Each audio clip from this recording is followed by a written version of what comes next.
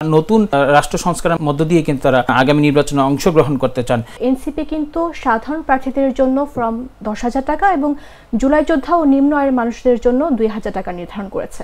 এটি কি আসলে রাজনৈতিক অংশগ্রহণকে সব স্তরের মানুষের জন্য সত্যি উন্মুক্ত করে, নাকি একটি লোক দেখানো কৌশল বলা যেতে পারে? জি, যেটি বলছিলেন যে আমরা কিন্তু জানি যে আগামী ফেব্রুয়ারিতে যে জাতীয় সংসদ নির্বাচন, সেই সংসদ নির্বাচনকে ঘিরে কিন্তু একটি রাজনৈতিক অঙ্গনে নির্বাচনী যে প্রস্তুতি, সেই প্রস্তুতি কিন্তু আমরা দেখতে পাচ্ছি। বিএনপি, জামাত বা বিভিন্ন দল তারা কিন্তু নানানভাবে প্রস্তুতি নিচ্ছেন। এরই ধারাবাহিকতায় জাতীয় নাগরিক পার্টি আমরা দেখছি যে এই নির্বাচনকে ঘিরে তারা কিন্তু গতকাল একটি সংবাদ সম্মেলন করেছে। সেই সংবাদ সম্মেলনে তারা মনোনয়ন কার্যক্রম সেটি আনুষ্ঠানিকভাবে শুরু করেছেন। সেটি আমি যদি বলি যে এই গণ অভ্যুত্থান, যে জুলাই আগস্টের যে গণ অভ্যুত্থান, সেই গণ অভ্যুত্থান পরবর্তী বাংলাদেশে কিন্তু যে তারুণ্যের যে রাজনৈতিক একটি ইচ্ছা বা আকাঙ্ক্ষা, সেটি পূরণের লক্ষ্যে কিন্তু 28 ফেব্রুয়ারি 2025 সালে কিন্তু এনসিপির আত্মপ্রকাশ করা হয়। সেই ধারাবাহিকতায় আমরা বলতে পারি যে এক বছরও কিন্তু এনসিপির এখনও আত্মপ্রকাশের হয়নি। তবে এনসিপি কিন্তু ইতিমধ্যে জাতীয় নির্বাচন কমিশন থেকে তারা নিবন্ধন পেয়েছেন এবং প্রতীক বরাদ্দ পেয়েছেন।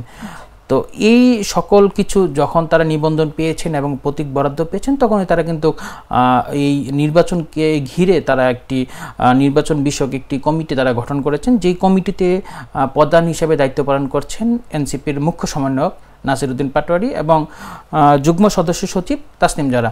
তাদের তিনি সেক্রেটারি হিসাবে রয়েছেন তাসনিম জারা। এছাড়াও 10 জন এই কমিটিতে সদস্য হিসাবে রয়েছেন। তারা দীর্ঘদিন যাবৎ কাজ করছিলেন। এরই ধারাবাহিকতা আমরা দেখেছি যে গতকাল গণমাধ্যম কর্মীদের সঙ্গে একটি সংবাদ সম্মেলনে তারা অনলাইনে তাদের যেই মনোনয়ন বা আবেদন যে ফর্মটি রয়েছে সেটি তারা উন্মুক্ত করেছেন। তারা সেটির ঘোষণা কিন্তু দিয়েছেন, যেখানে সংবাদ সম্মেলনে বলা হচ্ছে যে সর্বস্তরের মানুষের জন্য এই মনোনয়ন কিনতে পারবেন তারা 10,000 টাকার বিনিময়ে।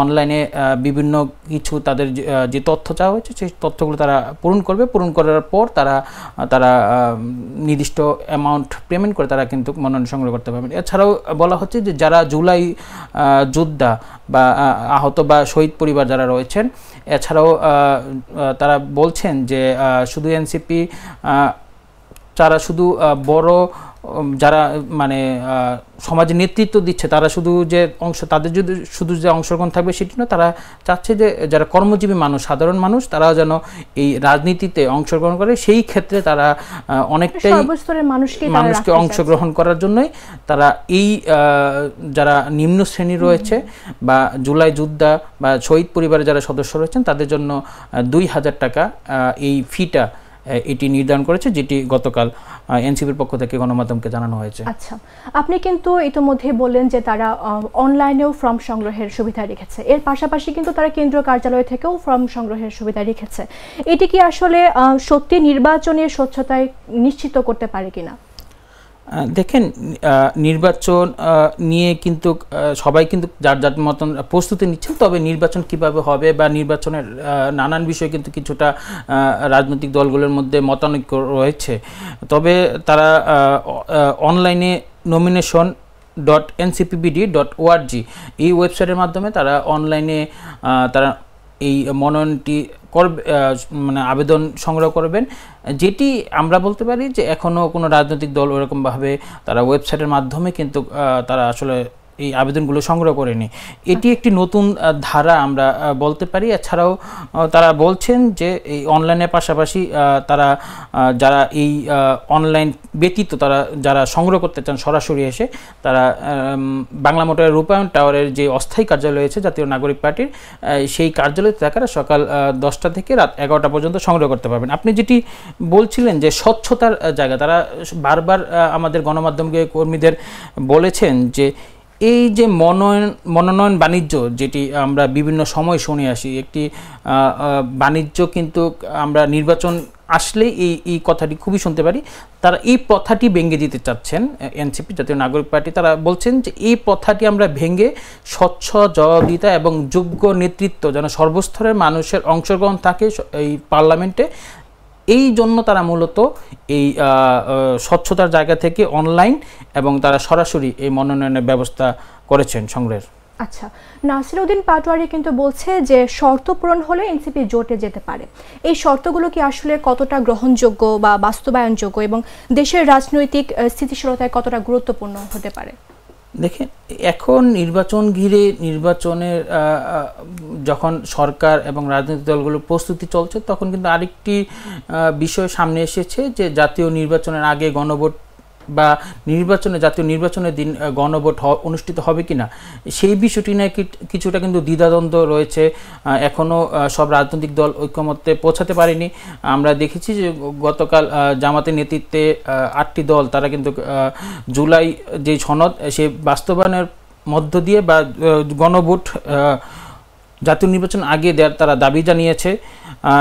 এনসিপিও সেই একই কথা বলছেন যে এই পূর্ববর্তী সংবিধানকে রেখে তারা আসলে নির্বাচনে অংশগ্রহণ করতে চান না। তারা নতুন রাষ্ট্র সংস্কারের মধ্য দিয়ে কিন্তু তারা আগামী নির্বাচনে অংশগ্রহণ করতে চান।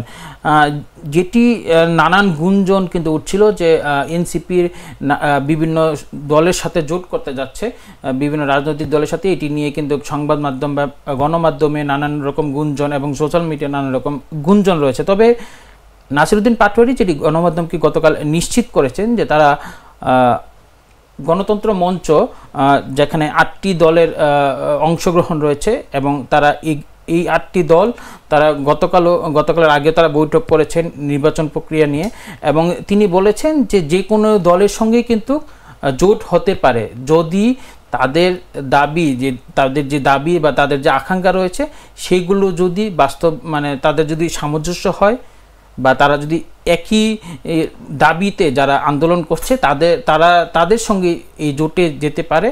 তবে আমরা একটি গণমাধ্যমে প্রকাশ হয়েছে যে বড় একটি রাজনৈতিক দলের সঙ্গে তারা জোট করবেন। সেই বিষয়ে যখন সাংবাদিকরা প্রশ্ন করে যে তখন কিন্তু নাসিরউদ্দিন পাটোয়ারি বলেন যে এই সংবাদটি ভিত্তিহীন এবং তারা এখনও পর্যন্ত জোটের সিদ্ধান্তে কোনো পৌঁছায়নি, তবে জোটে যাওয়ার সম্ভাবনা রয়েছে সেটি কিন্তু তিনি ইঙ্গিত দিয়েছেন।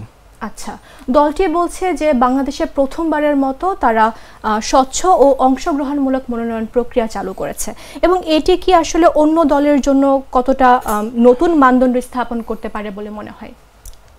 দেখেন, এনসিপি রাজনৈতিক কার্যক্রম 1 বছরও হয়নি, তো এই ক্ষেত্রে কিন্তু আমরা বলতে পারি যে এনসিপির যে তৃণমূল পর্যায়ে যারা কর্মী রয়েছেন বা নেতৃবৃন্দ রয়েছেন তাদের মূল্যায়ন কিন্তু আসলে তেমন এখন গ্রহণযোগ্য হচ্ছে না। আমি যদি বলি যে বিএনপি কিন্তু কিছুদিন পূর্বে তারা 237টি আসনে তারা প্রার্থিতা চূড়ান্ত করেছেন, সম্ভাব্য প্রার্থিতা চূড়ান্ত করেছেন। এই প্রার্থিতা চূড়ান্ত পর্যায়ে আমরা দেখেছি যে বিভিন্ন সময়ে দলীয় যেই নিয়মকানুন বা এলাকা ভিত্তিক গ্রহণযোগ্যতা জনগণের কাছে, এই বিষয়গুলো কিন্তু দেখা হচ্ছে। এটা জামাতের পক্ষ থেকেও দেখা হচ্ছে, বিএনপির পক্ষ থেকেও দেখা হচ্ছে, যারা দলের দুঃসময়ে দলের হাল ধরেছিলেন তৃণমূল পর্যায়ে এবং দলের সকল কার্যক্রমে তারা অংশগ্রহণ করেছেন এবং ক্লিন ইমেজ যেটি আমরা বলতে পারি, সেই ক্লিন ইমেজ দেখেও তারা নানানভাবে এগুলো বিচার বিশ্লেষণ করে তাদের মনোনয়ন চূড়ান্ত করেছেন। তবে এনসিপি যেহেতু তাদের এই যাচাই বাছাইগুলো নেই, তারা চাচ্ছে যে সর্বস্তরের মানুষ, যেরকম আমি বলতে পারি সৎ, যোগ্য ও জনগণের কাছে দায়বদ্ধ যেই সচেতন জনগণ রয়েছে, তারা যেন এই আগামী নির্বাচনে অংশগ্রহণ করে, সেই লক্ষ্যেই তারা এই চেষ্টাটি করছেন। তবে অনেক রাজনৈতিক দলের সঙ্গে আমরা কথা বলার চেষ্টা করি আজকে, তারা বলছেন যে এনসিপির এই ধারণাটি অবশ্যই তারা স্বাগত জানায়, তবে পরবর্তীতে কোনো রাজনৈতিক দল সেটি অংশগ্রহণ করবে কিনা বা এরকম কোনো কার্যক্রম তারা হাতে নেবে কিনা সেটি তারা পরবর্তীতে বিভিন্ন রাজনৈতিক দল সেটি পর্যালোচনা করে দেখবেন। লাল সবুজের দেশে নতুন রঙের বেশে ঘরে বাহিরে সাজানো বলকে রেইনবো রেইনবো রেইনবো পেইন্টস রে সাশ্রয়ী দামে দেয়াল রাঙায় রেইনবো সবার রং সবার ঘরে ঘরে Rainbow Paints, the color of joy.